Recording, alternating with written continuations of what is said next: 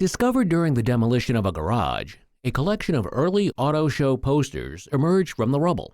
These posters, dated 1903, 1907, and 1908, showcased a unique blend of early car culture and artistic expression. It looks like they were only half saved from the demolition. Yes, unfortunately there was a leaky roof that had gotten to a few of these posters. Two posters bore the signature of H. Peck, which enhanced their significance. Right, exactly, right there. Okay. And this one also says HP, so it would also... Another artist, Frank Dodge, signed two of the remaining posters, all promoting the Boston Auto Show. These are all authentic stone lithograph posters. From the turn of the century. Wow. I'm going to be very honest with you, I think these are very inexpensive frames. The unique imagery, coupled with the anonymity of the artists, made this collection a fascinating find. Despite the less-than-ideal condition, the posters held significant value. At an auction, the value of the entire group is estimated between Value. I think the one closest to you, I think that at auction would fetch between $2,000 and $3,000. The guest brought a collection of 3 rings he inherited from his mother after she died. The guest knew very little about the rings except that the ruby ring was previously owned by his grandfather and was resized for his mother. The other 2 rings may have come from his grandmother, who was married to a man in the shipping business in San Francisco. The jadeite ring was a beautiful apple green color, flanked by simple baguette diamonds and estimated to be made in the 1920s. The ruby ring was approximately 3.5 carats, with a bright, intense red stone, possibly from Burma. The diamond ring was approximately 3.5 carats, set in a 1920s Art Deco setting. It was a very high quality and had the signature of the San Francisco retailer Shreve & Company. Together, these 3 rings form a treasure trove of vintage elegance were estimated at... So we're thinking $40,000. Wow. Collectively, all 3 rings, probably right around $60,000. Oh. This exquisite piece from Austria, dating back to 1907, bears the signature of a renowned Viennese artist from Vienna. Opening it reveals a surprising secret. It's a beautifully crafted cigar box. Alongside it sits an equally stunning enamel bottle, also Austrian, crafted around 1900.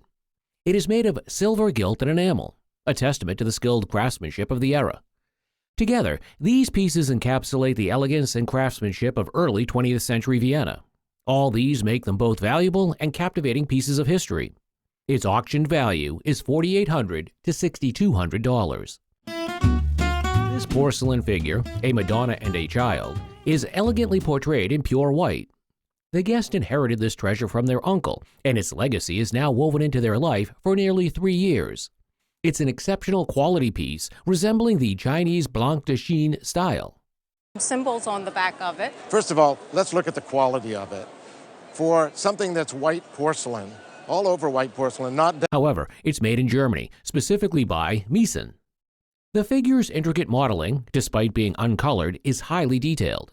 Fabulous quality. And that's really what tells quality when you don't have something that... The crossed sword marks confirm that it is Meissen, with a glazed mark indicating that it was made after 1900. Despite its age, the figure is in excellent condition, with the scepter as a separate piece, aiding its survival. The scepter was actually made as a separate object so that it allowed it to survive the process. I could see that being the first part of it. An estimate of auctioned and retail value is... Tell you the auction value, which if it came up at auction, would have a pre-sale estimate in the range of $3,000 to $5,000. Okay. Retail establishment easily at $6,500. Right here is a melodious piece in the form of a ukulele. It was passed down to the guest by his father. He died young. He died in 1967, and I've had it ever since. In fact, This special piece from the early 20th century was made by C.F. Martin Guitar Company. Also, it's a style 3, which is 1 step below the top-of-the-line model. This piece features intricate inlays on the fingerboard and an ivory on plastic wedge piece. Additionally, the nut is made of ivory. What's interesting is that it is distinguished by its Hawaiian koa wood construction. Bring it international, and then you just have to figure out what the regulations were at the time. right. The market in these have changed significantly. 20 years ago, they were worth very little. However, this piece of musical history is a testament to Martin's artistry, which embodies the spirit of the early 20th century, and is worth Current marketplace that this instrument, in this condition it's in, would sell in a retail market for about $3,500. Wow, that's great. a lithograph of a painting depicting the catastrophic 1951 flood in Kansas City's Kaw Valley is brought by the guest. This painting was created by Thomas Hart Benton, a renowned American painter. Benton created these lithographs to appeal to Congress for aid, sending one to each member. However, many were discarded until Congressman Richard Bowling salvaged and auctioned some for flood relief. The guest's father, a friend of Benton's, obtained one from auction. Studio, so he took us into the carriage house where his studio is. And he was working on the Truman mural in the Truman Library. Personally signed for the guest's parents, along with Benton's letter to Congress. Hath not where to lay his head. His fellow citizens. Returning from Martha's Vineyard, Benton then created that painting as a plea for flood relief aid. And he creates this painting, and from that painting they made lithographs, as you said. Despite its age, it remains in excellent condition, retaining its relevance and worth. Estimated at The letter, I would say a replacement value of around $4,000. This stunning piece features a sapphire and diamond arrangement, meticulously crafted in platinum with exquisite detail. In the world of luxury, platinum reigns supreme. However, a crucial detail lies in the alteration at the back. The piece has been remounted on 18-karat yellow gold.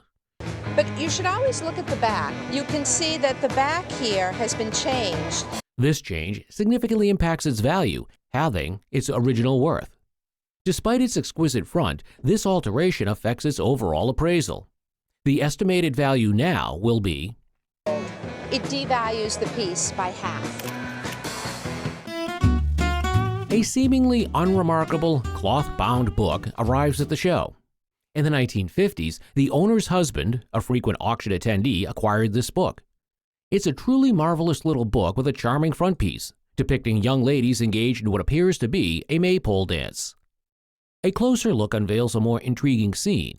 The ladies are performing calisthenic exercises on parallel bars. Still in its original cloth binding and was printed in Ireland.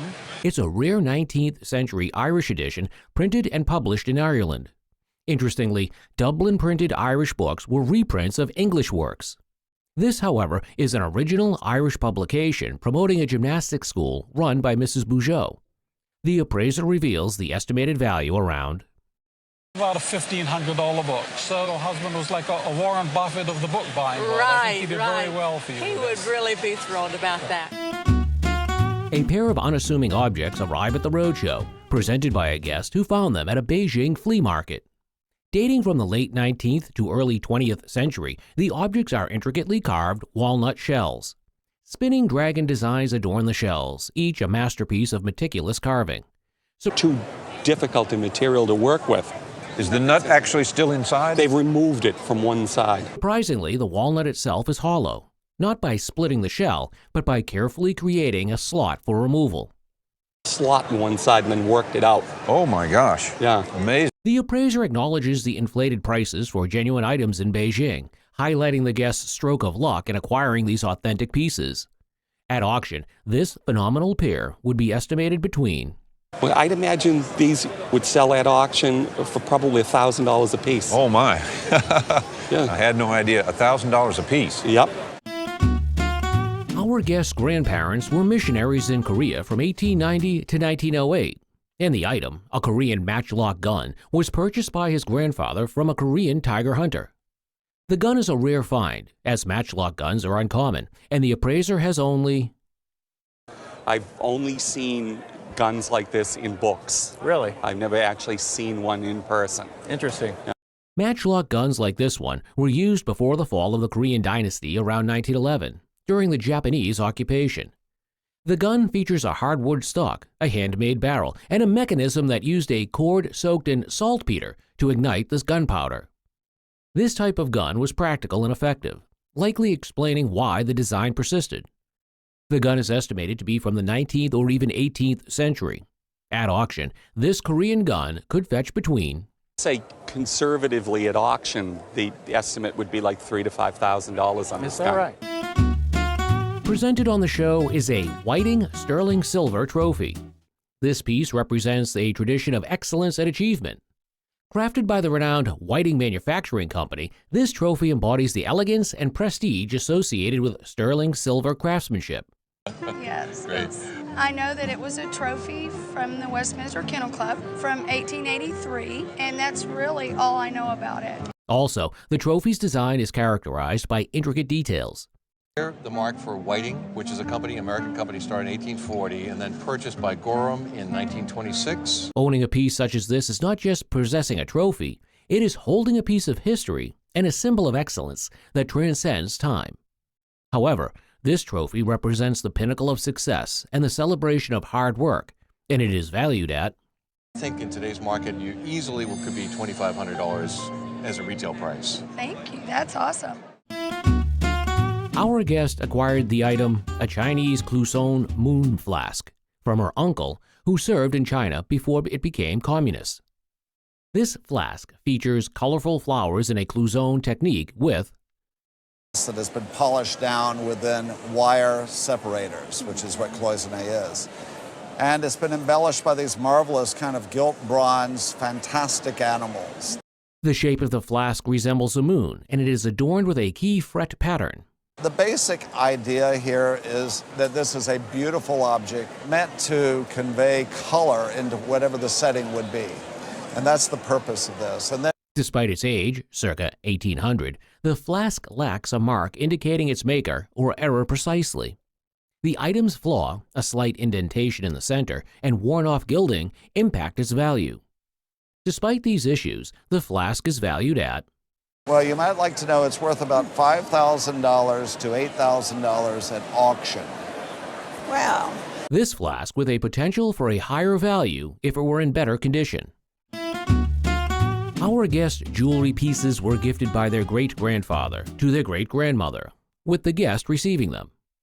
The necklace features scarabs or beetles, typically of Egyptian revival jewelry from the post-1920s period, set with a bright-colored amethyst and natural pearls in 14-karat yellow gold.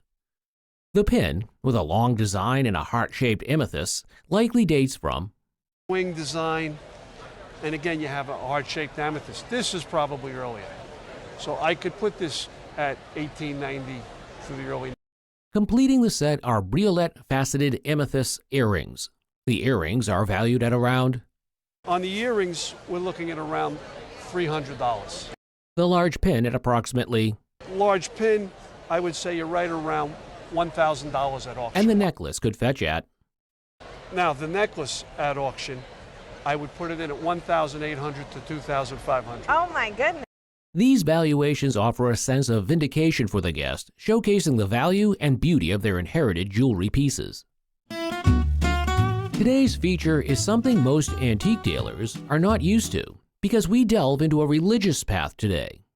Here we have a family Bible called Metamorphosis, 1814. When you fold this open, the transformation happens. Here you have, which was created for young adolescents in the 19th century. This is confirmed by the way the pictures are depicted and how it features the likes of Adam and Eve. something else. Those books are extremely rare because they're so fragile. This family Bible is extremely rare as it is fragile and can cut at any moment. And it's why it is not available to the mass population of individuals.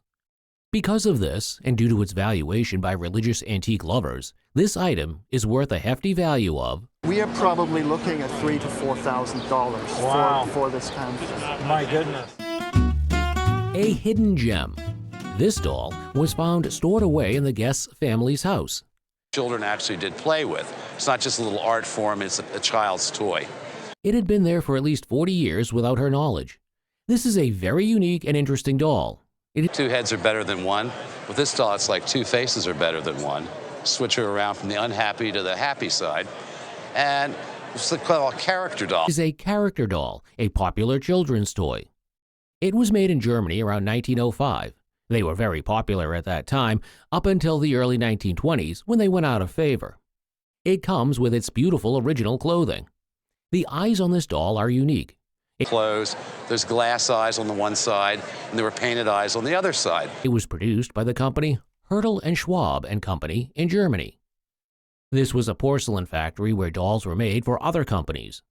This doll, which is still in good condition, is valued at about Probably like maybe $3,000 to $4,000. So. This guest brings this Steve Rabbit and Turtle footstool to the show for appraisal. These items were given as a gift for the birth of her sons by her mother's sister. This rabbit and tortoise were both made by the company Steve. This company is known for making felt animals, particularly teddy bears. These are quite special Steve items.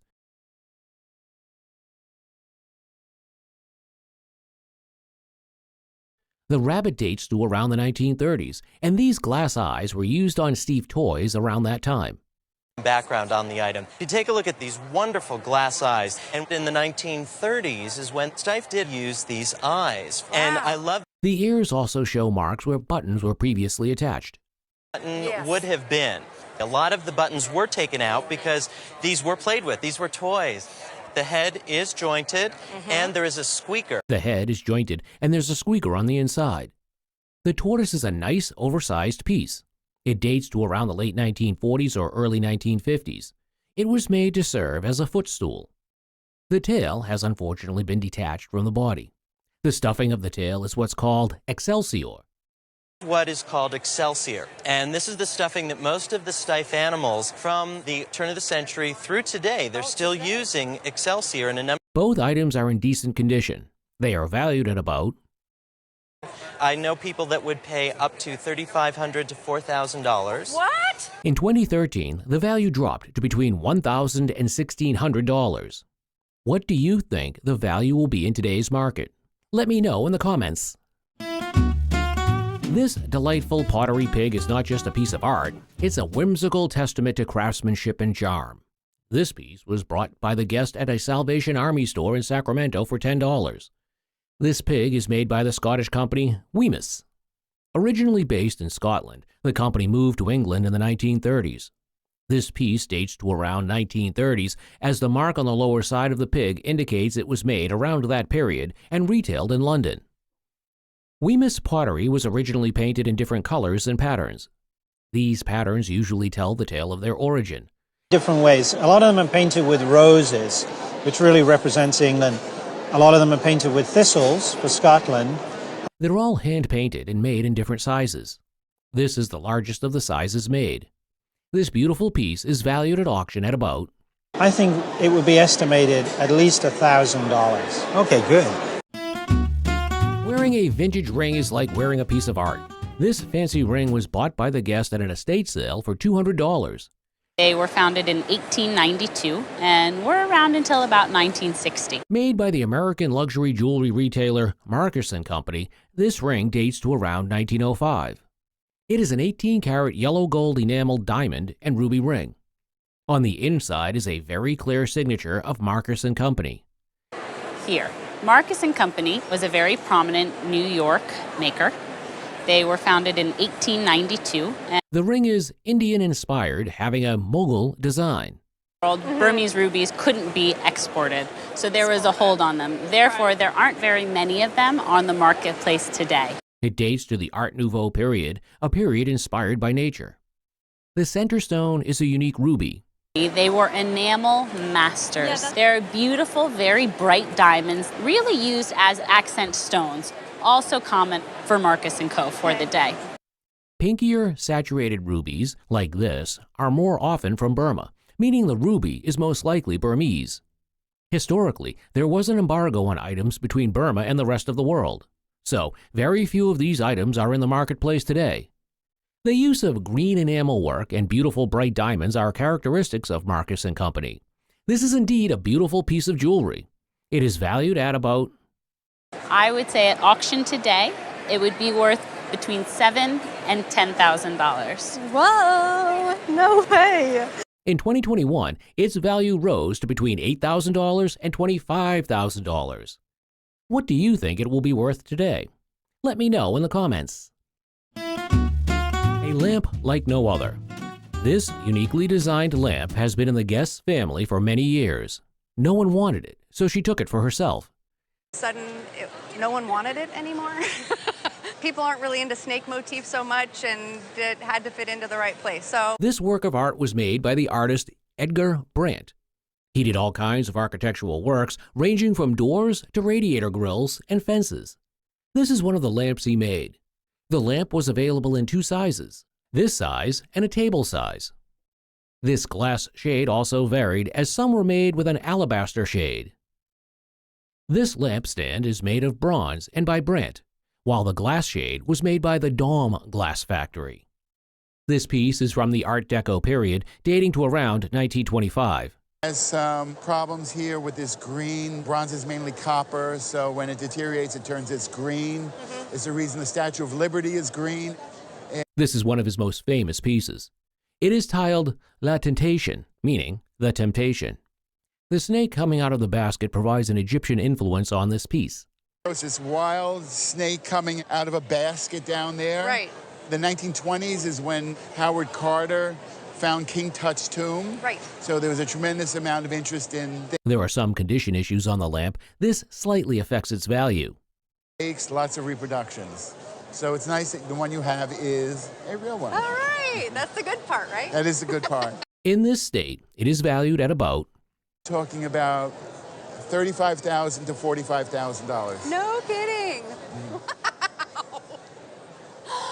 That's incredible. A chair is not just for sitting, it's for making a statement.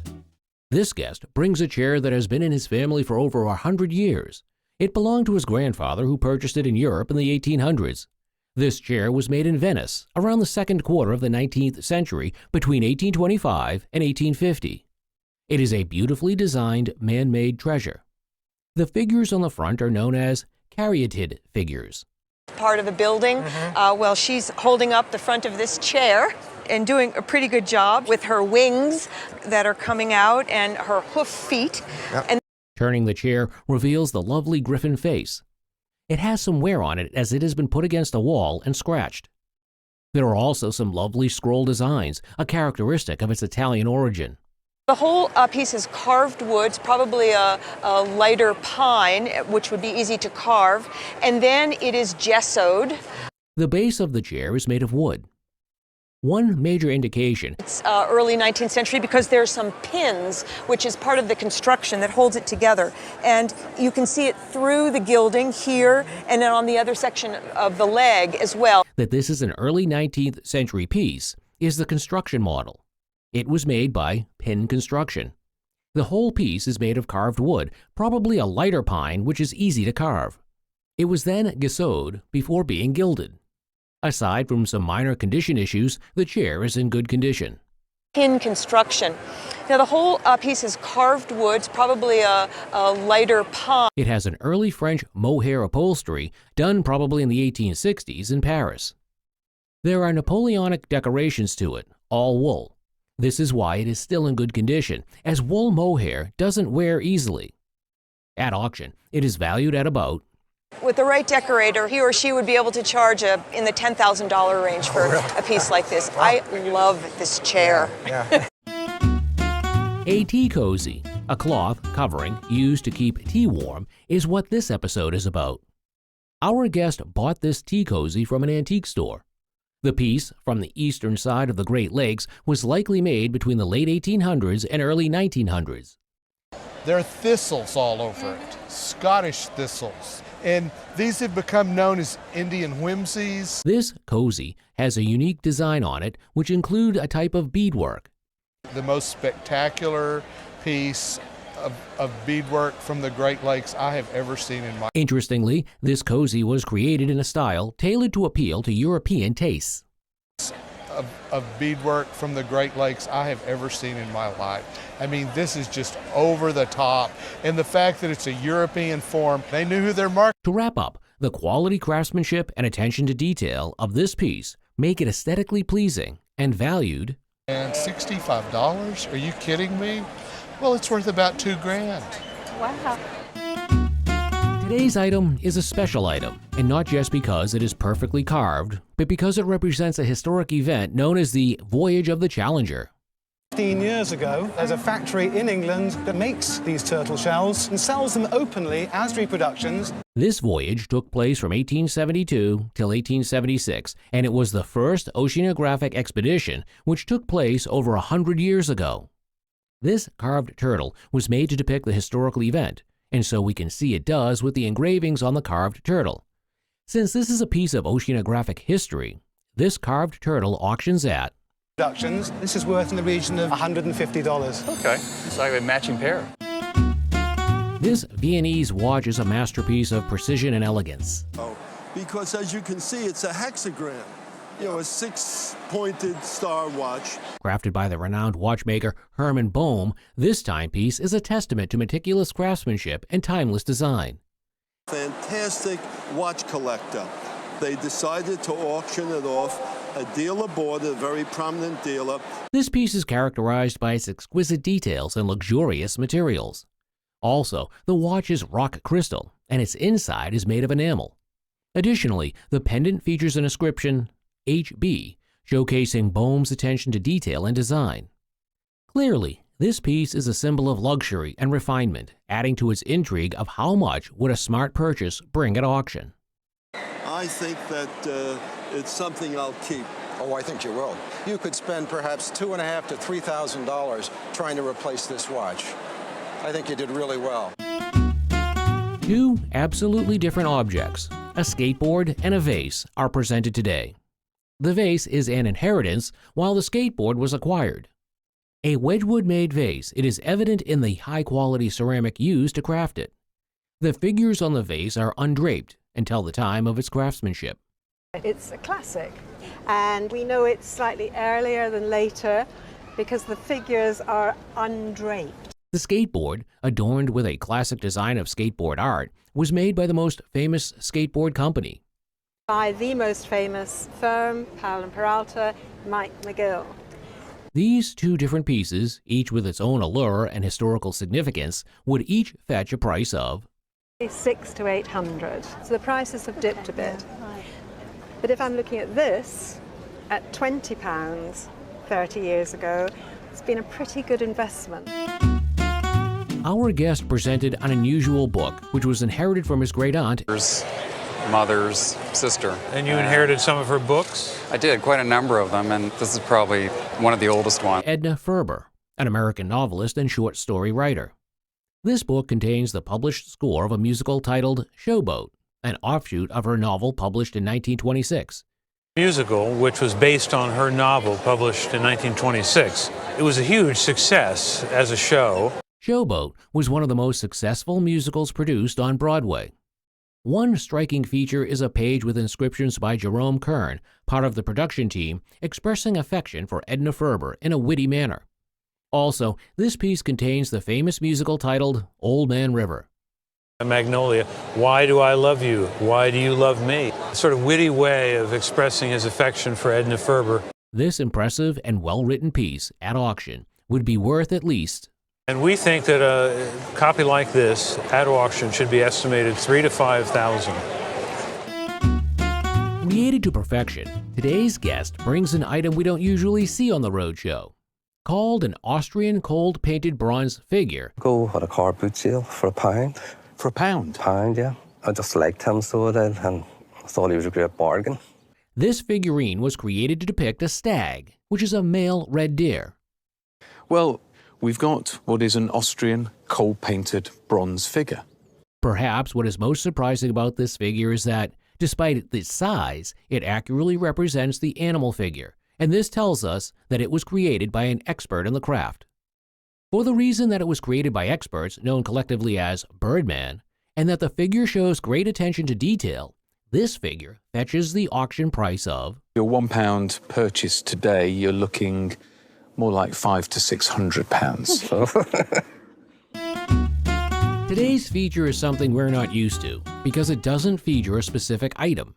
Instead, the goal here is for us to identify if the item today, which are vases, that were created by an expert designer known as Smothered in triangles and diamonds, this is a typical early Clarice Cliff pattern.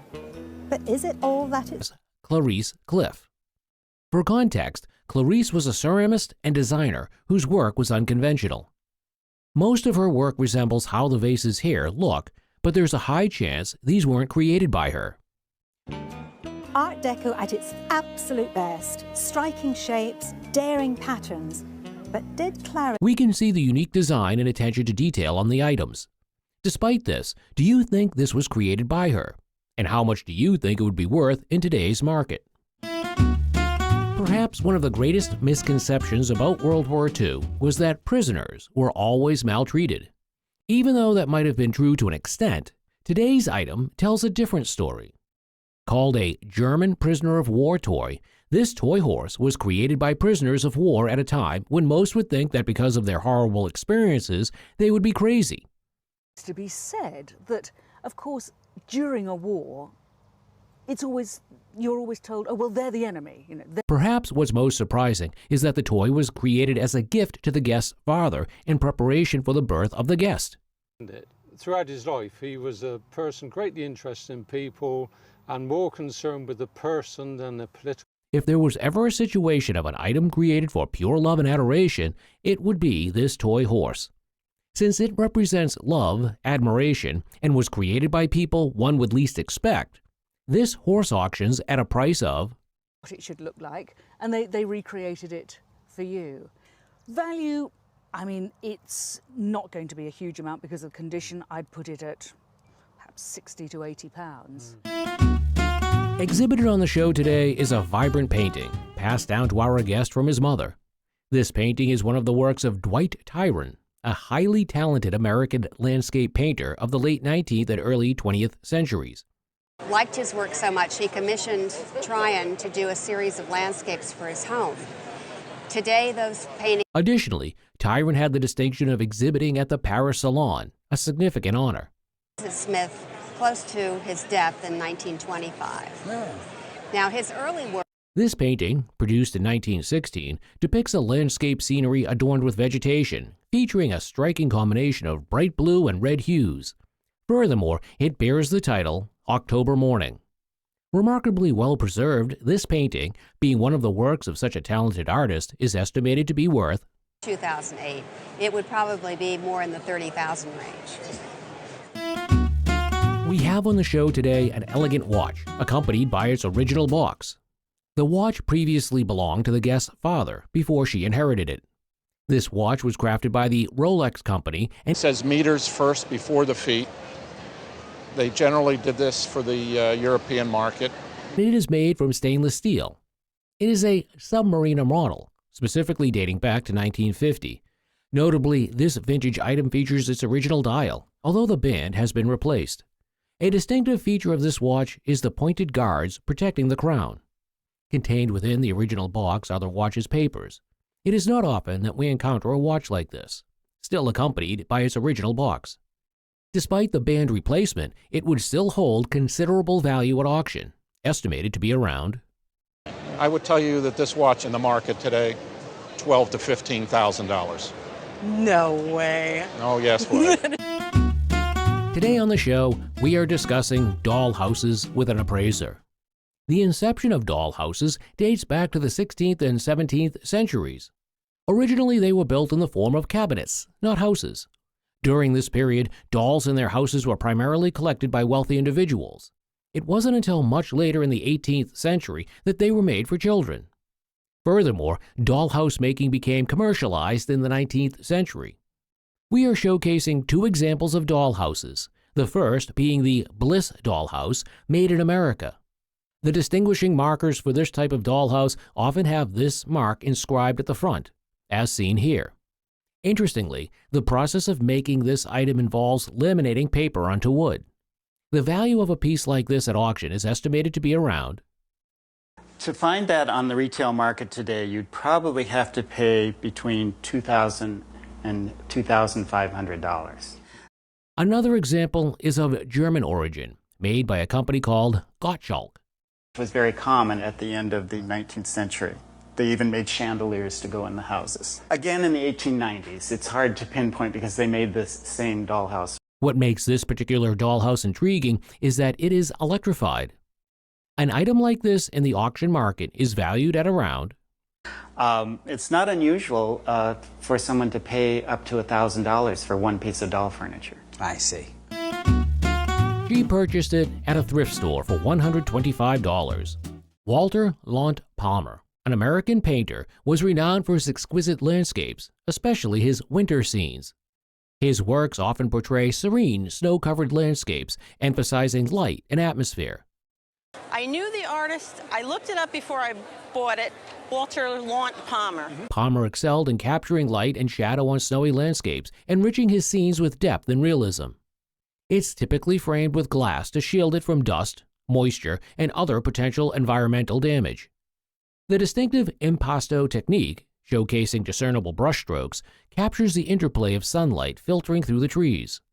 Palmer likely began his creations on a gesso-primed surface for smooth brushwork. His palette likely included oil paints mixed with drying oils, enabling rich colors and subtle gradients. Down here, the pinks and the lavenders, all the colors brought out of white snow. Captivated by its serene beauty, the appraiser valued the Walter Lant Palmer oil painting. Years ago, I would have said $20,000 to $30,000. But he's recently spiked. I consulted with my colleagues. Right now, I put an estimate of $50,000 to $70,000. Oh, no. Absolutely. The table, passed down in the guest's mother's family since the 1800s, is an authentic 18th century American tea table. Made between 1760 and 1770, the table reflects the popularity of tea in the 18th century, with each region, like New York and Philadelphia, having its own version of a tea table. The table's distinctive features, such as the ball and clawfoot and bulbous column, So typical of New York. In Philadelphia, they had what's known as a pie crust tea table. The good news. crafted from the Santo Domingan mahogany, the table is designed to tip and turn, with a contraption known as a bird cage enabling its movement. While the bird cage support is missing, the table's craftsmanship and fine mahogany make it a valuable piece. At auction, this New York table could fetch between Figure. Right. And I would say the value of this table probably would be between $6,000 and $8,000 at the present. It would be worth. Unlike nowadays, where when you marry someone, you're gifted a car or other priceless items, during the olden days, one of the gifts given to mark an achievement such as marriage was a needlework sampler. To many, it might not make as much sense, but at the time, this item was viewed as a symbol of great achievement in marital affairs. Needlework samplers are known to often include alphabets, motifs, decorative borders, and sometimes the name of a person who embroiled it, as we can see here. When we look at the back of the sampler, we can see it was done by a woman named Elizabeth. Stroud of Stroudsburg. Looked up possible places on a map and decided this must be Pennsylvania. This is my fourth great-grandmother did the sampler. And it was likely done during 1788 to mark Elizabeth's introduction into marriage. Since this is a peak representation of olden days achievements, and due to the attention to detail while doing the embroidery, this needlework sampler auctions at insurance or replacement value on this piece would be somewhere in the vicinity of $25,000. Really? That's amazing to me. Acquired at an estate sale in New Jersey 3 years ago for $175, this poster captivated the guest with its early Art Deco style. Our guest, a poster collector, became interested in Art Deco through the Kino brothers. And then other than Trouville was a resort in France, I believe. That's exactly right. So Umberto Brunelleschi was a very famous graphic designer and artist. The poster features the work of Umberto Brunelleschi, a renowned Italian graphic designer and... Right. But this poster was printed in Italy. Right. Why would a French resort use an Italian printer? And to be honest, I don't know the exact answer for that. Brunelleschi's illustrations were highly sought after, especially for prestigious Art Deco fashion magazines like the Gazette de Bon Ton, and he also designed costumes for renowned Parisian theaters. The poster advertises Trouville a French seaside resort, but was printed in Italy, showcasing the international collaboration in the art world during that era. Despite its beauty and rarity, similar posters by Brunelleschi have sold for less than expected at auction. The appraiser values this poster between A very realistic estimate on this piece would be between $1,200 and $1,800. Okay. The guest bought the two paintings by bidding on them and bought it for $5 for both of the paintings. This artwork, seemingly tailored for commercial appeal and decorative allure. It bears the signature of an artist named Spencer in the lower left corner, hinting at its creation in the later half of the 20th century. To read the signature on this? I couldn't see the name, so I couldn't look it up. Well, here we have the signature in the lower right. In the lower right corner, the signature of the artist Victor Higgins is prominently displayed. Victor Higgins, who grew up on a farm in Shelbyville, Indiana, is credited with the artwork and a member of the Taos Society of Artists. He gained fame for his paintings of pueblos, Native American life, and landscapes as shown here. Spotting modernism's crisp lines versus impressionism's softer forms highlights their stylistic disparities. The surface displayed a subtle yellow tint with a lighter blue tone at its edge. This is an oil painting. In awe of the oil painting's intricate strokes and vibrant hues, the appraiser valued the item. I think it would sell in the range of $75,000. Woo! This machinist's chest, belonging to a man who worked at prominent aviation companies like North American and Douglas, holds personal items and tools. These chests were commonly used by machinists to store their tools and personal belongings, making them a piece of industrial history. Due to its association with significant aviation companies and to the completeness of its contents, at auction, this chest could fetch between this, I would say $1,200 to $1,500. Okay. Our guest inherited boxes of photos of their great-great-grandfather, Harry Duker, a significant figure in Vancouver's history, known for his influence in baseball. Harry Duker arrived in Vancouver in 1907 from St. Louis, Missouri, hoping to join the local baseball team. While he didn't make the team, he became the club secretary and These, a real photo team postcard, and then as well we have in here, there's the Vancouver Beavers right there. the collection includes rare photos of baseball games, such as Aberdeen versus Vancouver in 1907, showcasing Recreation Field, and another photo likely depicting Harry Duker traveling with the team as the club secretary. Additionally, the collection features a souvenir yearbook of the 1908 pennant-winning basketball club and the club secretary with the team. Also, we have the yearbook here, Souvenir Baseball Club, that the pennant winners 1908. These photos are extremely rare, with some being the only known copies in existence, making them valuable artifacts of early Northwestern baseball history. The appraiser values the entire collection between In the yearbook, we put a value on that one of between $1,000 and $1,200. Wow. It's a wonderful collection of early Northwestern baseball history.